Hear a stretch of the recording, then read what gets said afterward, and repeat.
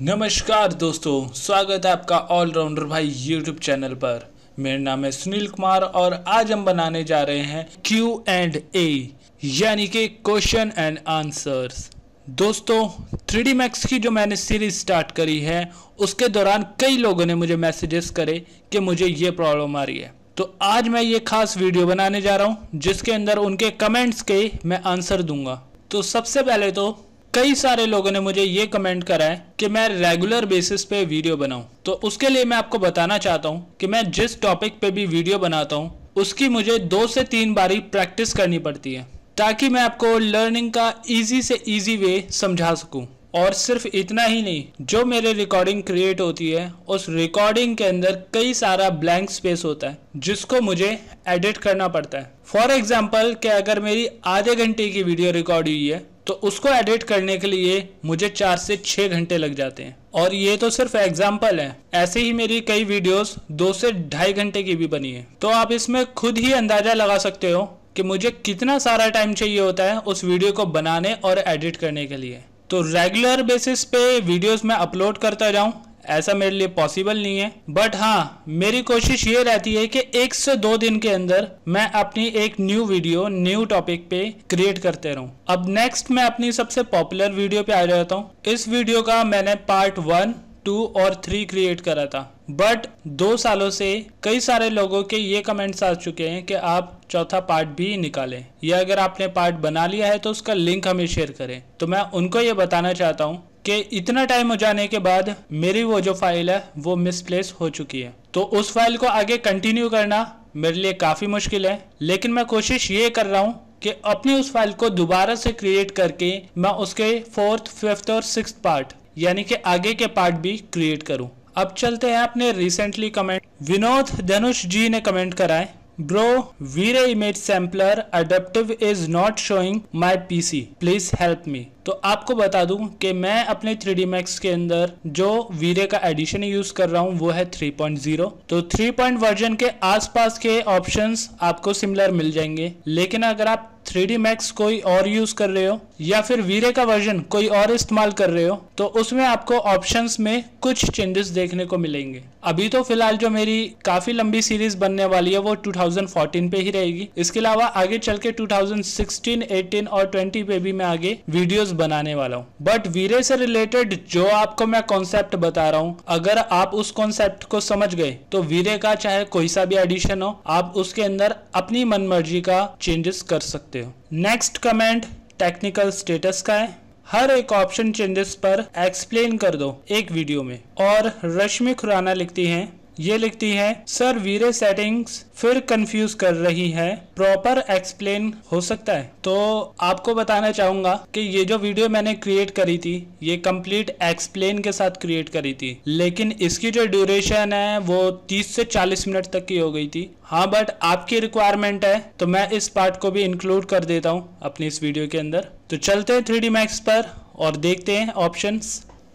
इसके अंदर फर्स्ट जितने भी हमारे प्रोडक्ट है जो ई-कॉमर्स वेबसाइट पे डलते हैं या फिर अगर प्रोडक्ट आप किसी कंपनी के लिए या पर्सन के लिए बना रहे हो तो उसमें मोस्टली साइज स्क्वायर में ही रखा जाता है। तो यहाँ पे मैं साइज क्रिएट कर देता हूँ फिलहाल अभी सैंपल के लिए 1000 बाय 1000 पिक्सल्स, जो कि एक काफ़ी अच्छा साइज है। और इस रेशो को मैं लॉक कर दूंगा जिससे कि आगे अगर मैं क्वालिटी कम या इंक्रीज भी करूं तो मुझे बार बार हाइट और विड्थ दोनों को चेंज ना करना पड़े। इसके बाद नीचे जाएंगे असाइन रेंडर पर, असाइन रेंडर को ओपन करा और उसमें प्रोडक्शन के अंदर मैं क्लिक कर दूंगा वीरे एडवांस 3.0 पर। बट ये जो सेटिंग है ये सिर्फ वीरे एडवांस 3.0 के लिए ही नहीं है, इसके आगे के और इसके पीछे के जितने भी एडिशंस है आप उसके अंदर इस सेटिंग्स को अप्लाई कर सकते हो। अब हम चले जाएंगे वीरे ऑप्शन के अंदर और यहाँ पे सबसे पहले ऊपर फ्रेम बफर के अंदर चले जाएंगे। इसमें सबसे पहला ऑप्शन हमें ऑफ करना है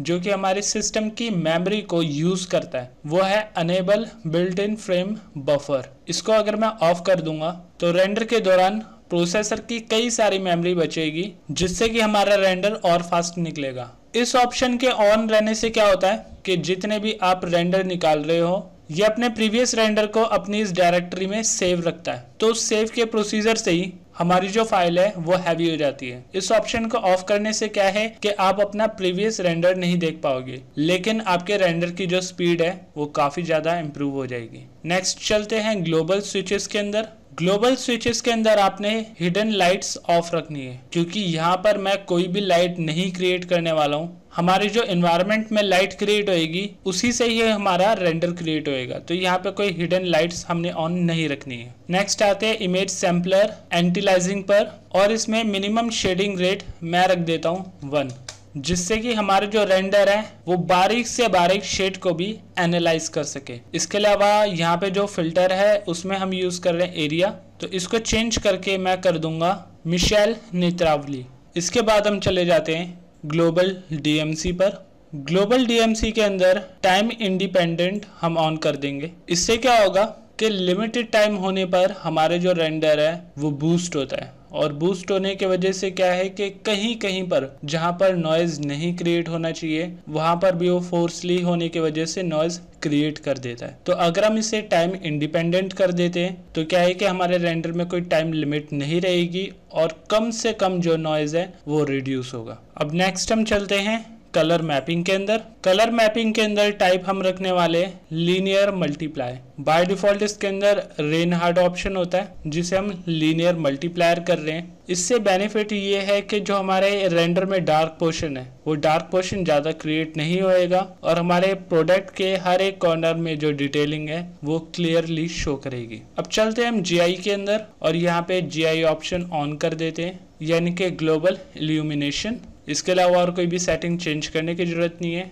इरिडियंस मैप के अंदर यहाँ पे शो कैलकुलेशन फेस ऑफ करना है। इससे बेनिफिट ये होगा कि हमारे रेंडर में कितने एमबी, कितनी टाइमिंग, कौन कौन से फिल्टर लगे हैं, ये सारी सेटिंग्स ये हाइड कर देगा। कई बार ये आपने देखा होगा कि जब आप रेंडर क्रिएट करते हो तो उस रेंडर के साथ में एक वाइट कलर का नोटपैड सा आ जाता है जिसके अंदर दिया होता है कि आपके रेंडर में क्या क्या सेटिंग्स अवेलेबल है। तो वो भी एक तरह से सेटिंग जनरेट करती है, क्योंकि वो भी हमारे इस रेंडर का एक पार्ट है। तो मैंने उस सेटिंग्स को यहाँ पे ऑफ कर दिया है। इसके बाद चले जाते हैं नेक्स्ट सिस्टम्स के अंदर। सेटिंग में सिस्टम्स के अंदर यहाँ पे जो हमारी बकेट विड्थ और हाइट है ये रेशो में लॉक ही रहती है, यानी कि अगर हम विड्थ चेंज करेंगे तो हाइट ऑटोमेटिकली चेंज हो जाएगी। तो यहाँ पे हम बकेट विड्थ रखने वाले हैं 64, और इसके अलावा जो डायनामिक मिनिमम लिमिट एमबीज में दे रही है वो हम करेंगे 4000 की जगह 400। इस रेंडर के अंदर बेनिफिट ये होने वाला है कि हमने जो अपने रैम की लिमिट है वो बहुत ही कम कर दी है,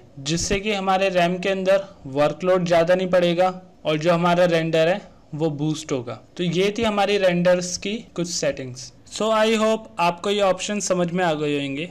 नेक्स्ट कमेंट है अरविंद सिंह, लिखते हैं ब्रदर मुझे आपकी हेल्प चाहिए, मुझे और सीखना है। तो इनको मैं बताना चाहता हूँ कि मैंने 3D Max की सीरीज अभी फिलहाल में स्टार्ट करी है और वीरे की भी, लेकिन इसके अलावा भी कई सारे टॉपिक्स और वीडियोस हैं 3D Max की जो मैं पहले बना चुका हूँ। तो अगर आप प्लेलिस्ट को ठीक से चेक करोगे तो उसमें आपको 3D Max से रिलेटेड और भी पुरानी वीडियोस मिल जाएगी जो आपकी मॉडलिंग में, डिजाइनिंग में, एनिमेशन में हेल्प करेगी। बाकी मेरी कोशिश ये है कि मैं 3D Max के हर टॉपिक पर आपको वीडियो बना के दूं। विनोद धनुष जी लिखते हैं super sir, moving car and auto opening door animation video please. तो इस कमेंट पे मैं बताना चाहूंगा आपको कि अभी सिर्फ हमारी मॉडलिंग की और बेसिक टूल्स की क्लासेस चल रही है, बट जल्द ही हो सके तो नेक्स्ट मंथ की स्टार्टिंग से ही मैं एनिमेशन के ट्यूटोरियल भी इंक्लूड करना स्टार्ट कर दूंगा। तो आई होप आप तब तक वेट कर सकते हैं। देवेंद्र कुमार जी लिखते हैं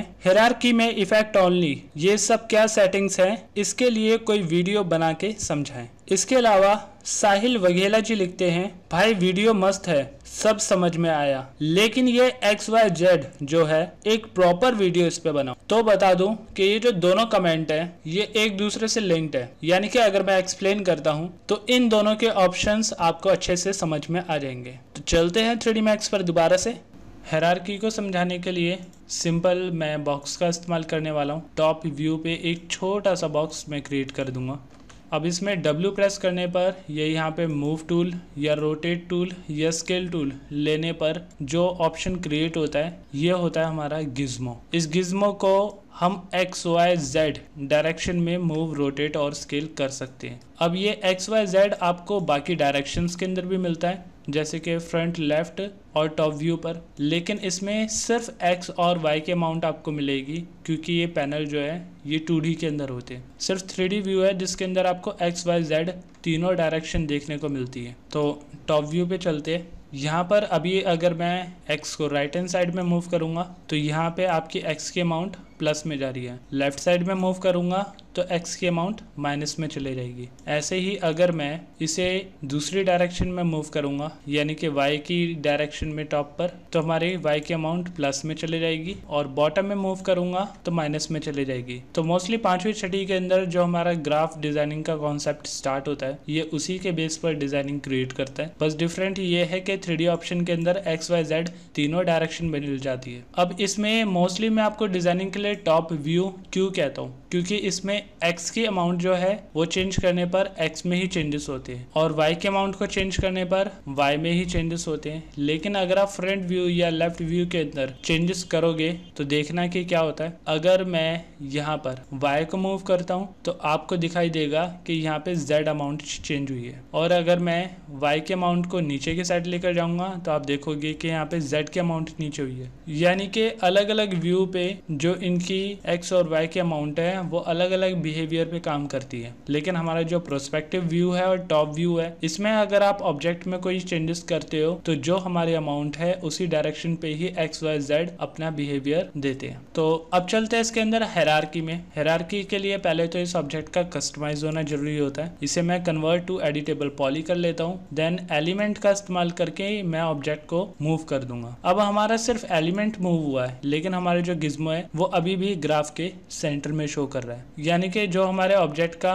पाथ है वो अभी भी वहीं पर है, लेकिन हमारा जो ऑब्जेक्ट है वो मूव हो चुका है। तो इससे बेनिफिट ये है कि अगर मैं इसे मूव, रोटेट या स्केल करता हूँ तो ये इस पाथ के अकॉर्डिंग ही मूव या रोटेट होएगा या स्केल होएगा। अब ऐसे में अगर दिक्कत होती है हमारे इस ऑब्जेक्ट में गिज्मो को लेकर, तो हम जाते हैं हायरार्की के अंदर affect pivot only. Affect pivot से क्या बेनिफिट है कि हमारे जो गिज्मो है वही सिर्फ मूव करता है, ऑब्जेक्ट ना तो सिलेक्ट होएगा ना मूव होएगा। इसमें सेंटर टू ऑब्जेक्ट आता है, जिसके थ्रू हम अपने ऑब्जेक्ट के बिल्कुल सेंटर में इस हायरार्की को सेट कर सकते हैं ताकि ये वापस से पहले जैसा वर्क करने लग जाए। लेकिन कई जगहों पर हायरार्की का काफ़ी बेनिफिट उठाया जाता है, जैसे कि अभी फॉर एग्जांपल मैं आपको दिखा दूं, यहाँ पे डोर अवेलेबल है, पिवट डोर मैं क्रिएट कर रहा हूँ। अब इसमें अगर मैं डोर को ओपन करता हूँ तो आप देखोगे कि ये सिर्फ एक बॉक्स है, लेकिन इसकी जो रोटेशन है वो सेंटर ना होकर एक कॉर्नर से रोटेट हो रही है, जिससे हमारा डोर ओपन हो पा रहा है। तो ऐसे ही अगर आप किसी बॉक्स को क्रिएट करते हो तो उसे अगर एक कॉर्नर से ओपन करना हो तो उसके लिए हमारा हायरार्की ही हेल्प करता है। जैसे कि यहाँ पे मैंने एक बॉक्स क्रिएट करा, हाइट दे दी। अभी अगर मैं इसे रोटेट करूंगा तो ये ऑब्जेक्ट सेंटर से रोटेट हो रहा है, लेकिन मैं चाहता हूँ कि डोर की तरह ही ओपन हो। तो इसके लिए मुझे हायरार्की में अफेक्ट पिवट ओनली के अंदर जाना होगा और मूव टूल में स्नैप का इस्तेमाल करके इस हायरार्की को मैं एक कॉर्नर पे सेट कर दूंगा। अब इसमें रोटेट और स्केल, ये तीनों ऑप्शन आपने चेक करके रखने हैं, क्योंकि कई बार क्या होता है कि मूव टूल में ही अफेक्ट पिवट अप्लाई करने पर सिर्फ मूव टूल ही इस पोजीशन पे सेट होता है, लेकिन रोटेट और स्केल जो है वो ऑब्जेक्ट के सेंटर में ही रह जाते हैं। तो इसलिए तीनों ऑब्जेक्ट को आपको 1 बाय 1 चेंज करके देखना होगा। जब ये वेरीफाई हो जाए कि तीनों की पोजीशन सेम है तो इफेक्ट पिवट ओनली को ऑफ करना होता है। देन इसके बाद अगर आप रोटेट करोगे तो ये डोर की तरह ही ओपन होगा। अब इसमें एक और बेनिफिट आपको दिखाता हूँ कि अगर इफेक्ट पिवट ओनली को मैं यहाँ पे स्नैप ऑप्शन ऑफ कर देता हूँ, थोड़ा सा मैं दूर कर दूँ और अब इस इफेक्ट पिवट ओनली को ऑफ कर दिया। अब मैं इसमें स्नैप टू एंगल ऑन कर देता हूँ और शिफ्ट प्रेस करके इसकी कॉपी लेता हूँ। ऊपर आपको एंगल दिखाई दे रहा होगा, 30 डिग्री एंगल मैंने रोटेट करा है। मैं इसकी 360 कॉपीज बनाना चाहता हूँ, तो यहाँ पे कॉपी पे मैंने क्लिक करा हुआ है। 12 कॉपीज के अंदर 12 × 30 360 एंगल हो जाता है। ओके करूंगा तो इस टाइप का डिजाइन बन जाएगा। ये नॉर्मल मूव करके या कोई भी अमाउंट देकर इस टाइप का इफेक्ट नहीं क्रिएट करा जा सकता था, लेकिन हायरार्की की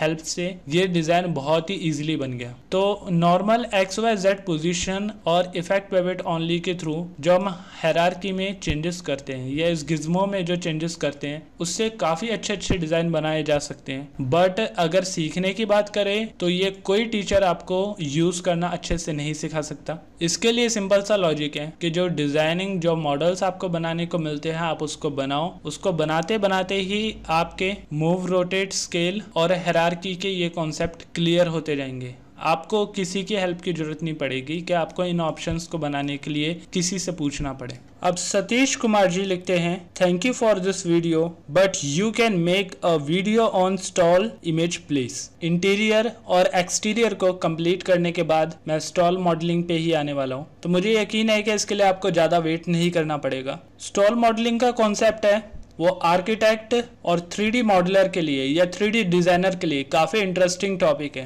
क्योंकि हर जगह पे इवेंट्स का काम होते रहते हैं। तो इवेंट्स के काम के लिए स्टॉल डिजाइनिंग का कॉन्सेप्ट आपको आना बहुत जरूरी है। नेक्स्ट देवेंद्र कुमार जी दोबारा लिखते हैं, वॉल को कैसे कट करेंगे विंडो और डोर लगाने के लिए। तो इस पे मैं कहना चाहूंगा कि अभी जो मैं मॉडलिंग का कॉन्सेप्ट आपको समझा रहा हूँ ये ऑब्जेक्ट बाय ऑब्जेक्ट है, यानी कि इसके लिए मैं बेसिक ऑब्जेक्ट्स का इस्तेमाल कर रहा हूँ। लेकिन जब मैं एडिटेबल पॉली के अंदर आऊंगा तो मैं आपको बताऊंगा कि कैसे वॉल और डोर के लिए ऑब्जेक्ट्स को कस्टमाइज करते हैं ताकि वहां पे डोर और विंडोज को सेट कर सके। तो उसके लिए अभी आपको थोड़ा सा वेट करना पड़ेगा, या फिर मेरी एक काफी पॉपुलर वीडियो है, अगर आप मेरे चैनल पे जाओगे सॉर्ट बाय व्यू करोगे तो आपको वीडियो मिल जाएगी। उसके अंदर मैंने इजीली समझाया हुआ है कि एडिटेबल पॉली का इस्तेमाल करके कैसे वॉल्स बनाई जाती है और कैसे उसमें से डोर और विंडोज को सेपरेट करा जाता है ताकि वहां पे डोर और विंडोज लगा सके। इसके अलावा उमेश वर्मा जी लिखते हैं, thanks sir for this video, very helpful, please make a video for exterior. तो जैसे कि अभी थोड़ी देर पहले मैंने आपको बोला था कि मैं इंटीरियर और एक्सटीरियर दोनों कॉन्सेप्ट को एक साथ लेके चलता हूं, तो जल्दी ही आपको एक ऐसा मॉडल देखने को मिलेगा जिसके अंदर हम इंटीरियर प्लस एक्सटीरियर दोनों देख पाएंगे, और इंटीरियर की लाइटिंग कैसे करी जाती है प्लस एक्सटीरियर की लाइटिंग में कौन कौन सी सेटिंग्स इस्तेमाल होती है, वो सारे ऑप्शन आपको सीखने को मिलेंगे। रश्मि खुराना जी लिखती हैं, सर लाइक वीरे 2:5 है या 5 या कोई भी उन सब के सेटिंग में, बट वैसे तो मुझे ये कमेंट समझ में नहीं आया, बट जहां तक मेरा अंदाजा है कि आप वीरे के वर्जन के बारे में बात कर रहे हो, तो बता दूं कि वीरे के अलग अलग एडिशंस के अंदर सेटिंग्स के थोड़े बहुत कॉन्सेप्ट चेंज हो जाते हैं, तो उसको आप अपनी रिक्वायरमेंट के अकॉर्डिंग चेंज कर सकते हो, बट इसके लिए आपको पता होना चाहिए कि कौन सा ऑप्शन किसके लिए इस्तेमाल करा जाता है। इसके अलावा रजत सकरिया लिखते हैं, वाह सर जी कितना आसानी से समझाया, सर वो फाइनल रेंडर में वो वीरे डर्ट का इस्तेमाल क्यों करते हैं, उसका ट्यूटोरियल दिखाओ ना प्लीज। तो इस पे मैं आपको बताना चाहता हूँ कि जो हम 3D मॉडल बनाते हैं उसके अंदर बाय डिफॉल्ट नॉइज यानी कि जो डर्ट है वो आता ही आता है। अगर हम अपनी सेटिंग्स का इस्तेमाल करके उस डर्ट को या उस नॉइज को बिल्कुल ही खत्म कर दे तो हमारा जो 3D मॉडल है वो कार्टून स्टिक लगेगा। तो चाहे जितनी भी क्लियरिटी बढ़ा ले, वो नॉइज थोड़ा बहुत हमारे उस मॉडल के अंदर होना ही चाहिए। और जहां तक बात रही इसमें ट्यूटोरियल बनाने की, तो सिर्फ एक ट्यूटोरियल बनाने से काम नहीं चलेगा, क्योंकि वीरे के अंदर कई अलग अलग कॉन्सेप्ट होते हैं। जैसे कि फिलहाल अगर आप इंटीरियर के लिए लाइटिंग कर रहे हो तो उसमें अलग ट्यूटोरियल बनता है, एक्सटीरियर की लाइटिंग के लिए अलग ट्यूटोरियल बनता है, अगर आप HDR डोम का इस्तेमाल करते हो तो उसके लिए अलग लाइटिंग होती है, अगर आप किसी प्रोडक्ट के लिए लाइटिंग कर रहे हो या स्टूडियो लाइटिंग कर रहे हो तो उसके लिए अलग सेटिंग्स इस्तेमाल करी जाती है, अगर आप इमेज बेस लाइटिंग इस्तेमाल करोगे तो उसके लिए अलग सेटिंग होगी, और अगर आप 360 रेंडर निकालने वाले हो तो उसके लिए अलग सेटिंग इस्तेमाल करी जाती है। तो इसके अलावा भी बहुत सारे कॉन्सेप्ट है जो वीरे के अंदर इंक्लूड होते हैं। मैं वीरे की कोई एक ऐसी वीडियो नहीं बना सकता जिसके अंदर ये सारे कॉन्सेप्ट इंक्लूड हो, क्योंकि अगर मैं इसको इंक्लूड करूंगा तो वो आप ही के लिए कंफ्यूजन होगी। तो मैंने सभी को सेपरेट रखा हुआ है ताकि आपकी रिक्वायरमेंट जिस चीज के लिए हो आप उस चीज की ही वीडियो को देखें। नेक्स्ट रश्मि खुराना जी लिखती हैं, सर वीरे वर्जन का कोई इफेक्ट होता है? तो इस कमेंट के लिए आपको मैं बता दूं कि वीरे जो है वो एक प्लगइन है जो कि हमारे 3D मॉडल्स को आउटपुट देने के लिए लाइटिंग, टेक्सचरिंग, रेंडरिंग और मटेरियल हमें प्रोवाइड कराता है। तो वीरे कोई इफेक्ट नहीं है। हाँ, ये है कि जो हम आउटपुट निकाल रहे हैं उस आउटपुट के अलग अलग रीजंस हो सकते हैं जो हम अपनी सेटिंग्स से क्रिएट कर सकते हैं, बट वीरे खुद कोई एक इफेक्ट नहीं है। नेक्स्ट रश्मि जी दोबारा से लिखती हैं, गुड जॉब सर, वीरे सेटिंग में अमाउंट किस बेस पर डाला जाता है? तो इसमें मैं आपको बताना चाहूंगा कि जो मैं आपके लिए वीडियो बनाता हूँ उस वीडियो के अंदर सेटिंग्स को मैं कई बार इस्तेमाल करता हूँ। फॉर एग्जाम्पल अगर मैं कहूँ तो कम से कम 20 से 30 बारी मैं अलग अलग अमाउंट के अंदर रेंडर को, सेटिंग को चेंज करके देखता हूँ ताकि जो मैं चाहता हूँ अपना आउटपुट क्रिएट करना वो आउटपुट शो कर सके। अब यही अगर मैं ट्यूटोरियल के अंदर करने लग गया तो आप क्या है कि आप उस वीडियो को बार बार स्किप करने लग जाओगे। तो मेरा भी मानना यही है कि टाइम मेरे लिए भी इंपॉर्टेंट है और आपके लिए भी इंपॉर्टेंट है, इसलिए कोशिश यही रहती है कि कम से कम टाइम के अंदर आपको मैं एक्यूरेट वो अमाउंट बता पाऊं जिससे कि जो रेंडर मैंने आपको वीडियो की स्टार्टिंग में दिखाना होता है वही आउटपुट मैं इजीली उस अमाउंट को क्रिएट करके शो कर सकूं। तो अगर आपको ट्यूटोरियल देख के ऐसा लगता होगा कि मैंने एक अमाउंट डाली और वो एक्यूरेट हो गई तो वो चीज पॉसिबल नहीं है। कोई भी वीडियो एक्सपर्ट आ जाए वो एक बारी के अंदर एक्यूरेट अमाउंट डाल के अपना रेंडर परफेक्टली नहीं निकाल सकता। इसके अलावा विजय शेट्टी जी लिखते हैं how to create plant video add please. तो प्लांट का मॉडल बनाना, उसके अंदर टेक्सचर कैसे करा जाता है और उसे अनरैप कैसे करना है, देन उसके अंदर डेप्थ, ट्रांसपेरेंसी, अल्फा, काफी कुछ होता है। तो मेरी कोशिश तो ये रहेगी कि जो मैं वीरे के लेसन्स बना रहा हूँ उसमें अगली 1-2 वीडियोस के अंदर मैं प्लांट पे भी एक वीडियो बनाऊं। अब वजह एकता जी लिखती हैं give me a software link please. Next Arun Kumar लिखते हैं 3ds मैक। ये मैक कौन सा सॉफ्टवेयर है? शायद मैक्स लिखना चाहते होंगे। 3ds मैक्स 2016 का सॉफ्टवेयर कहाँ से डाउनलोड होगा? ऑटोडेस्क 3D मैक्स 2014 या इससे रिलेटेड ऑटोडेस्क के जितने भी सॉफ्टवेयर हैं वो ऑटोडेस्क की वेबसाइट पे आपको मिल जाएंगे। स्टूडेंट्स के लिए ये काफी कम अमाउंट के अंदर मिल जाता है। अगर आप कमर्शियल या ऑफिस बेसिस के लिए लोगे तो उसकी थोड़ी ज्यादा कॉस्ट होती है और कुछ टाइम के लिए ये सॉफ्टवेयर फ्री ट्रायल भी मिलता है। नेक्स्ट मनुराज आर लिखते हैं nice explanation, if you can please arrange some materials in description. तो दोस्त मैं आपको बताना चाहूंगा कि मैं जो अपने ट्यूटोरियल क्रिएट करता हूँ इसके अंदर मटेरियल और टेक्सचर बनाना सिखाता हूँ। तो जितनी देर के अंदर आप उस मटेरियल को डाउनलोड करोगे, अपनी फाइल के अंदर इंपोर्ट करोगे और अप्लाई करोगे, उतनी देर के अंदर तो आप मेरे इस वीडियो को देख के उस मटेरियल को इजीली क्रिएट कर सकते हो, क्योंकि मैं अपने वीडियोस के अंदर उस मटेरियल को बनाने में मुश्किल से 15 से 20 सेकंड लगाता हूँ। नेक्स्ट क्वेश्चन है मेरी पॉपुलर वीडियो से, शिफ्ट एंटर करके वर्टेक्स सिलेक्ट नहीं हो रहे 3D मैक्स 2020 में, कैसे करेंगे प्लीज रिप्लाई। तो इसको एक्सप्लेन करने के लिए चलते हैं 3D मैक्स के अंदर।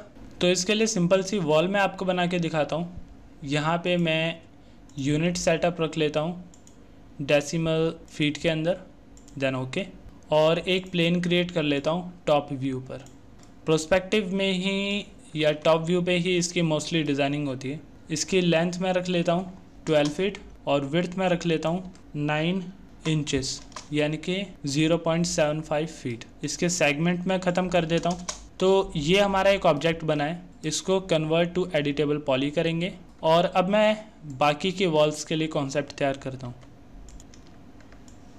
ये प्लॉट डिज़ाइन करने का या फ्लोर प्लान डिज़ाइन करने का बहुत ही इजी कॉन्सेप्ट है, बट जैसे इसमें एक प्लस पॉइंट है एक माइनस पॉइंट भी है। वो ये है कि इसमें आप एक्सट्रूड करते टाइम मेजरमेंट नहीं नाप सकते। शिफ्ट प्रेस करके सिंपल आपने ड्रैग करना होता है, कोई इसमें प्रॉब्लम नहीं आती है। सिंपल शिफ्ट प्रेस करना है और एरो का इस्तेमाल करके इसे ड्रैग करना है, देन दोबारा से ड्रैग करा। जो भी माइनर से इसमें चेंजेस करने हो वो सिलेक्ट करके आप अपनी मर्जी से मूव या एडजस्ट कर सकते हो।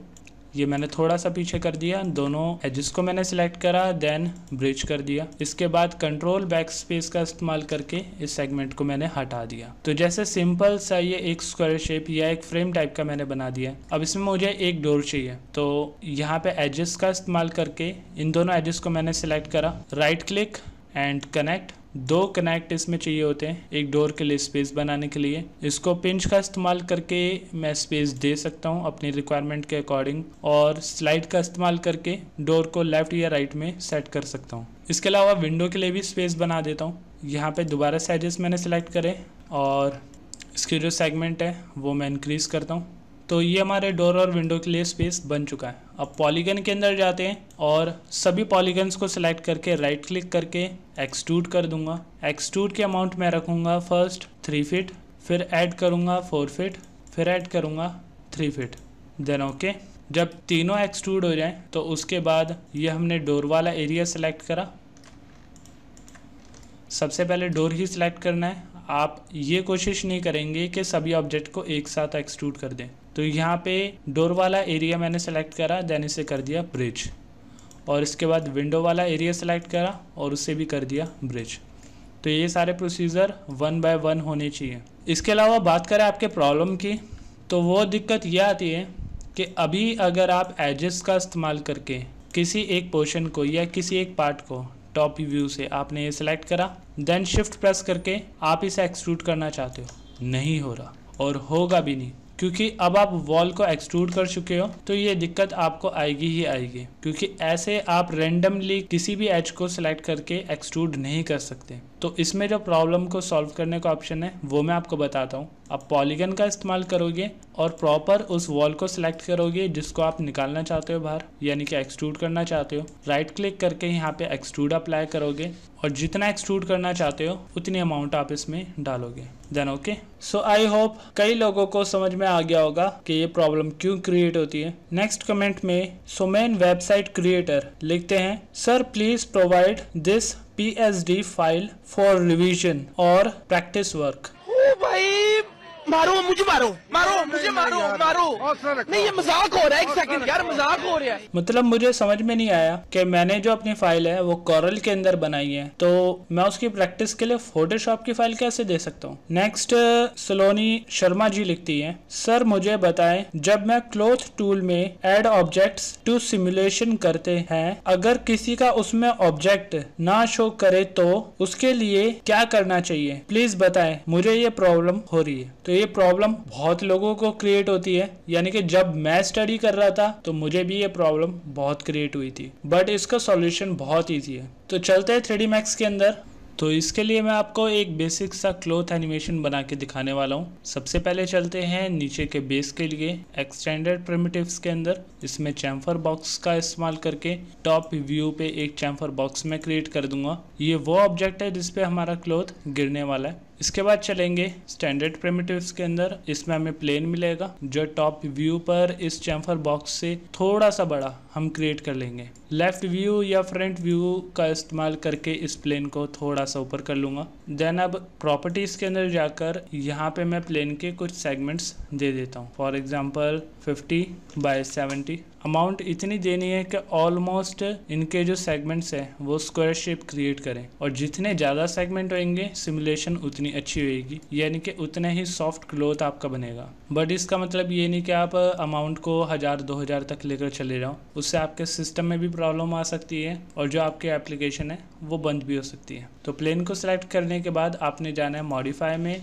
इसमें C प्रेस करेंगे और क्लोथ पे क्लिक कर देंगे। ऑब्जेक्ट प्रॉपर्टीज़ के अंदर जाएंगे और इसमें प्लेन को सिलेक्ट करके हम कर देंगे क्लोथ। यहाँ पे क्लोथ का टाइप मैं ऑलमोस्ट साटन ही सिलेक्ट करता हूँ। और अब हमें उस ऑब्जेक्ट को सिलेक्ट करना है जो ऑब्जेक्ट नीचे हमने क्रिएट करा था। तो इसके लिए हम चले जाते हैं ऐड ऑब्जेक्ट के अंदर। यहाँ पर अभी चैम्फर बॉक्स शो कर रहा है, लेकिन प्रॉब्लम कहाँ पे क्रिएट हुई थी, जब इन सभी सेटिंग्स के साथ ये बटन ऑन था। ये बटन है display missing plugin object only का। इसको अगर आप ऑन कर दोगे तो ये सिर्फ उन्हीं ऑब्जेक्ट्स को दिखाई देगा जिन ऑब्जेक्ट्स के प्लगइन मिसिंग है। तो इसके वजह से जितने भी ऑब्जेक्ट आप नॉर्मली क्रिएट करोगे वो ऑब्जेक्ट शो नहीं करेंगे। तो ये प्रॉब्लम थी इस डिज़ाइनिंग के अंदर। इसको ऑफ करने के बाद आप अपने ऑब्जेक्ट को सिलेक्ट कर सकते हो, देन ऐड कर सकते हो। इसमें चैम्फर बॉक्स को हम कॉलिजन ऑब्जेक्ट रखेंगे। एक बारी दोबारा चेक कर लेते हैं। प्लेन को हम करेंगे क्लोथ और चैम्फर बॉक्स को हम करेंगे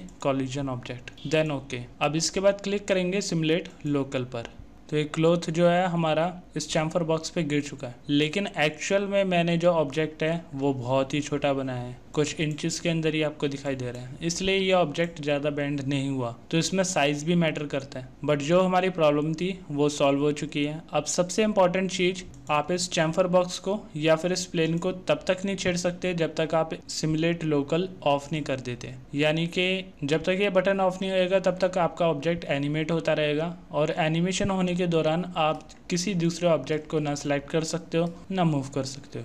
सो आई होप आपको समझ में आ गया होगा कि प्रॉब्लम कहाँ पर है। इसके अलावा नेक्स्ट कमेंट अंशु कुमार जी लिखते हैं, सुनील भाई आप कहाँ से हैं? तो मैं अपने सभी फॉलोवर्स को बताना चाहूंगा कि मैं न्यू दिल्ली इंडिया से हूँ। इसके अलावा ढीलेराम तेरंग जी लिखते हैं, there is no bridge option in max 7 please help. तो इसके लिए आपको मैं बताना चाहूंगा ब्रदर, अभी सन 2020 आ चुका है, कृपया करके आप 2014 या उससे आगे के एडिशन पे काम करें तो आपके लिए बेनिफिशियल होगा, क्योंकि आगे चल के अगर आप मेरी वीडियोस के अंदर वीरे का इस्तेमाल करोगे तो मैक्स 7 के अंदर तो आपको वीरे के ऑप्शन भी नहीं मिलेंगे। तो मेरी सलाह तो यही है कि आप अप टू डेट रहो, क्योंकि पुराने एडिशंस के अंदर कई सारी चीजें नहीं थी। नेक्स्ट क्वेश्चन है पूनम भाटेकर की, इनकी रिक्वायरमेंट है प्लीज 3D Max सेटिंग के बारे में बताना, 3D Max problem and solution. तो ये पार्ट तो सबसे इम्पोर्टेंट है, क्योंकि 3D Max जो रेगुलर बेसिस पे यूज करता है तो उनके यूज या स्टडी के साथ साथ कई सारी प्रॉब्लम्स भी क्रिएट होती हैं, तो इसका सॉल्यूशन होना बहुत जरूरी है। हाँ जरूर मैं इस पे वीडियो बनाऊंगा।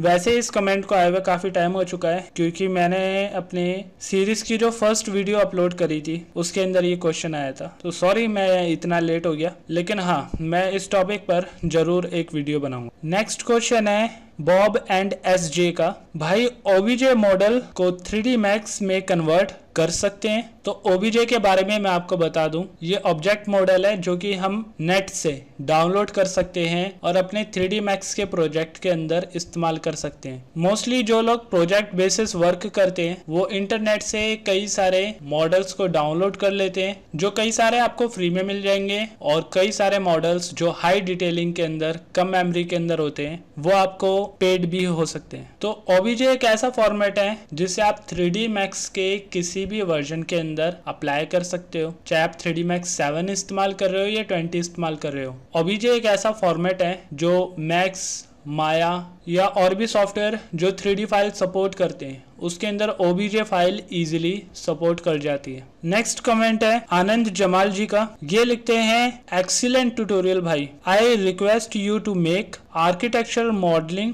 For multi storey building with facade with Vray material and Vray lighting. तो दोस्त मैं आपको बताना चाहूंगा कि ये आपकी नहीं, ये मेरी भी रिक्वायरमेंट है। मैं भी चाहता हूं कि एक complete model interior plus exterior ऐसा हो जिसे मैं अपनी पूरी सीरीज के अंदर बना के YouTube पे अपलोड करूं, पूरे एक प्रोजेक्ट की तरह। नेक्स्ट आयुष वरादे जी लिखते हैं, वीरे पासेस कैसे निकालते हैं? वीरे पासेस के बारे में मैं आपको बता दूं कि ये मोस्टली पोस्ट प्रोडक्शन के काम में आता है, यानी कि जो आप रेंडर निकाल रहे हो उससे और बेटर करने के लिए हम इस पासेस को इंक्लूड करते हैं। तो वीरे की आगे की वीडियोस के अंदर आपको ये ट्यूटोरियल भी मिल जाएगा। तो दोस्तों आज के इस वीडियो का क्वेश्चन आंसर का ये सिलसिला अब खत्म करते हैं। मुझे पता है कि अभी भी बहुत सारे कमेंट्स बाकी है, लेकिन मेरी ये कोशिश रही थी कि अभी जो रिसेंटली कमेंट आए हैं और उसके अंदर जो लोगों को प्रॉब्लम्स हो रही है मैं उनको बोलकर या फिर वीडियो के ज़रिए एक्सप्लेन कर सकूं। ये वो प्रॉब्लम्स थी जिनको टेक्स्ट के ज़रिए मैं एक्सप्लेन नहीं कर सकता था। और इसके अलावा जो लोग अच्छे अच्छे कमेंट्स करके मुझे अप्रिशिएट करते हैं, मेरे पढ़ाने के, मेरे समझाने के तरीके को अप्रिशिएट करते हैं, उनके लिए मैं बहुत बहुत बहुत शुक्रगुजार हूँ। तो आप ऐसे कमेंट्स हमेशा करते रहिएगा, क्योंकि आपके इस कमेंट्स को पढ़ के मेरा दिल करता है कि मैं आपके लिए और भी वीडियोस बनाऊं। बट मैं कोशिश करता हूं कि किसी न किसी तरीके से अपनी टेक्निक को इम्प्रूव करूं, ताकि आपको एटलीस्ट कम से कम एक दिन के अंदर एक वीडियो दे सकूं। सो आई होप दोस्तों आपको मेरी ये वीडियो पसंद आई होगी। अगर पसंद आई तो इस वीडियो को लाइक करें, शेयर करें, कमेंट करें, और अगर आप मेरे चैनल पे नए हो तो मेरे चैनल को सब्सक्राइब करें और प्रेस करें साथ में बने बेल आइकन को, ताकि टाइम टू टाइम होने वाले अपडेट आपके पास पहुंचे सबसे पहले। तो मिलते हैं दोस्तों अगली वीडियो में।